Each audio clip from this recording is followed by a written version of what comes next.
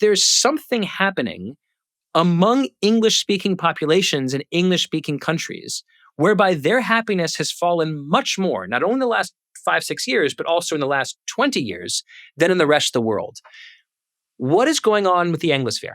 Well, first of all, I wouldn't dismiss the possibility that language is playing a role, in the sense that people who speak the same language do live on the same social media as one another and live on somewhat different social medias than people who speak other languages. Now, people who live in France, people who live in Zimbabwe, people who live in China, they are having some experience of the global social media environment that you and I are. But people in Canada or England are much, much closer. And you do see these sort of stories of social contagion and, across cultures.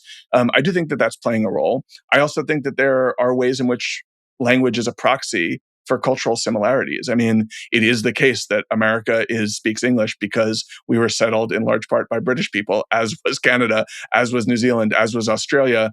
Now, the differences between those who left and those who stayed behind are literally the subjects of books. But nevertheless, you can see some commonalities and track them not just in terms of deep cultural values, like, for instance, maybe America's libertarianism or our comfort with duels can be traced to where our ancestors came from. But even things that we weren't really thinking about, 300, 400, 500 years ago, like how we relate to mental health and care. And I do think that there's a story over the last decade or 2 decades, probably led by America, in which we've brought along some of these sister countries, brought them along with us, where we've dramatically expanded diagnostic categories for mental ill health, and probably as a result have helped many people who would have otherwise not gotten treatment, but also convinced a lot of people who might have otherwise defined themselves as mentally healthy that they weren't so healthy.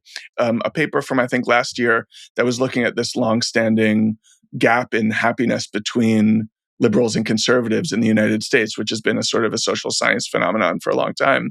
The researcher, substituted a question about mood for the question about happiness, and totally eliminated the gap between self-reported mental health.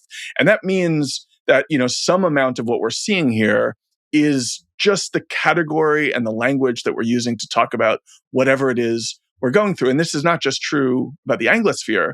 I have a Finnish friend who, Finland is always at the top of the world happiness rankings. And he's always saying to me, the Finns aren't happy. They're just content.